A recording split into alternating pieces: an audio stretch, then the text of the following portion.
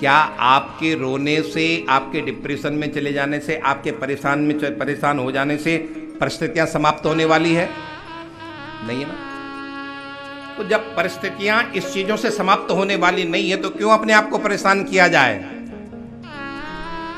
परिस्थितियां समाप्त होगी परिस्थितियों का सामना करने से। हम उल्टा करते हैं, सामना करने की जगह उन परिस्थितियों को देख करके दुखी हो जाते हैं, डिप्रेशन में चले जाते हैं, रोने लग जाते हैं, चीखने लग जाते हैं, भगवान को पुकारने लग जाते हैं। भगवान को पुकारना तो अच्छा है, लेकिन परेशान होना अच्छा नहीं। और बहुत से लोग तो ऐसा उनका स्वभाव होता है कि छोटी छोटी बातों पर भी अपना जीवन खराब कर देते हैं, अपनी चित्त वृत्ति को खराब कर देते हैं।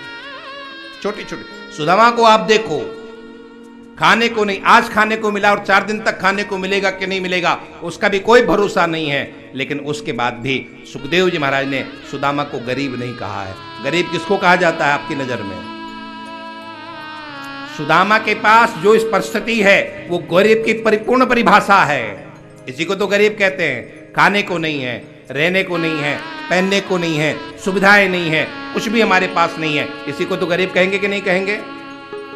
इसी को निर्धन कहा जाएगा कि नहीं कहा जाएगा? लेकिन सुखदेव जी ने सुदाम देव को निर्धन नहीं कहा है, ब्राह्मणो ब्रह्मवित्तम कहा है, सर्वश्रेष्ठ ब्राह्मण कहा है। क्यों नहीं कहा है? क्योंकि सुदाम देव जी महाराज इन परिस्थितियों से विचलित नहीं होते हैं।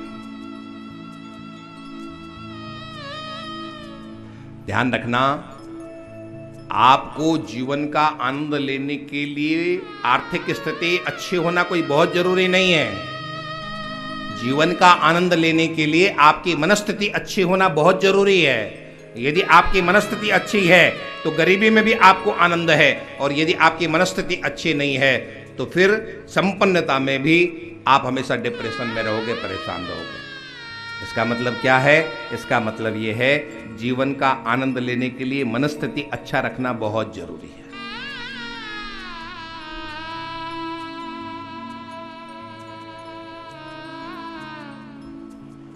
आजकल तो अधिकतर आपने पता है क्या है? महलों में बैठे हुए गरीब लोग हैं चारों तरफ। शब्द पर ध्यान देना। आजकल क्या है? महलों में बैठे हुए गरीब लोग, निर्धन लोग।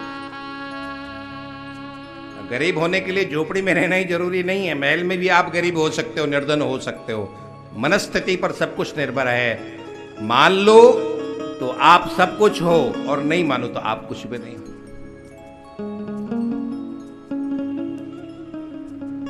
मन को समझा लिया तो आपसे बड़ा कोई राजा नहीं है, और मन को नहीं समझा पाया तो आप संपन्न होते हुए भी आपसे निर्धन कोई ज्यादा नहीं। संत क्या करते हैं पता है आपको?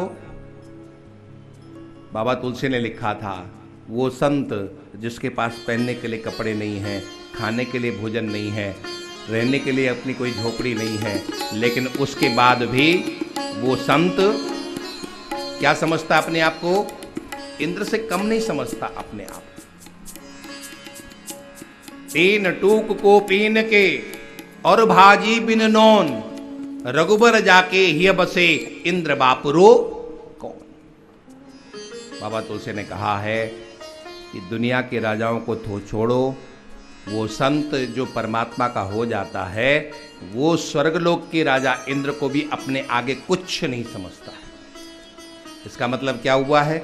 इसका मतलब ये है कि यदि आप मन से संपन्न हो गए तो बाहर की निर्धनता आपको परेशान नहीं कर पाई, और यदि मन से संपन्न नहीं हो पाए आप तो बाहर की संपन्नता भी आपको सुखी नहीं कर पाएगी। तो संपन्न कहाँ से होना है? आप लोगों को शायद मेरी बात समझ में नहीं आई। देखो हमारे गुरुकुल के बच्चे जवाब दे रहे हैं। अभी उनकी ये कथा उनके सिर के ऊपर से जा रही है, लेकिन जवाब बहुत अच्छा दे रहे हैं। अभी उन्हें आटा दाल का भाव पता नहीं है, लेकिन सुन रहे हैं तो जवाब दे रहे हैं।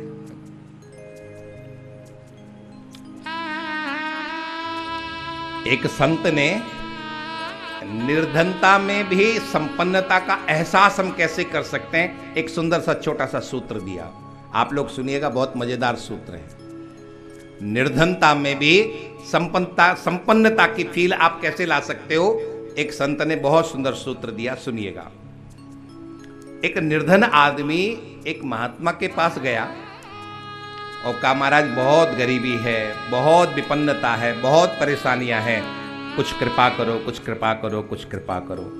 साधु ने कहा, भजन करो। तो उसने कहा, महाराज भजन करने से कोई पेट भरेगा क्या? स्वामी जी ने कहा, भजन करने से पेट भरे न भरे, लेकिन मन तुम्हारा जरूर भर जाएगा। तो कहा, महाराज मन भरने से क्या होगा? स्वामी जी ने कहा, बेटा मन के हारे हार है, मन के जीते जीत। उसने कहा, चलिए महाराज ये भी मैं मान लेता हूं कि मैंने अपने मन को भर लिया। तो अभी आने वाली दीपावली है, दीपावली में हमारे पड़ोसी पटाखा लेकर के फोड़ेंगे, पटाखे फोड़ेंगे, हमारे बच्चे उनका मुंह देखते रहेंगे, मैं अपने बच्चों को क्या समझाऊंगा? तो स्वामी जी ने बहुत अच्छा जवाब दिया। क्या कहा? एक काम करना, अपने मन को समझाना कि तू राजा है और राजा हर काम के लिए नौकर रखते हैं। तुम्हारे पड़ोसी जब पटाखा फोड़े तो ये समझना कि हमने इनको नौकर रखा हुआ है अपना काम करने के लिए।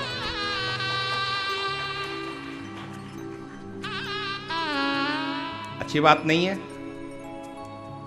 अपने मन को समझाने के लिए इससे अच्छा कोई सूत्र हो सकता है? नहीं ना।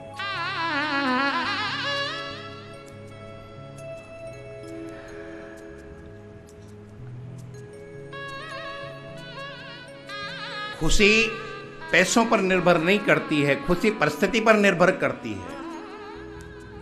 पैसे होने के बाद भी यदि परिस्थिति यदि अनुकूल नहीं रही तो फिर आप उन पैसों के बाद भी, वो पैसे तिजोरी में हैं, वो पैसे आपके लॉकर में हैं, आपके बैंक में हैं, आपके बटुए में हैं, उसके बाद भी आप खुश नहीं हो सकते हो, आप प्रसन्न नहीं हो सकते।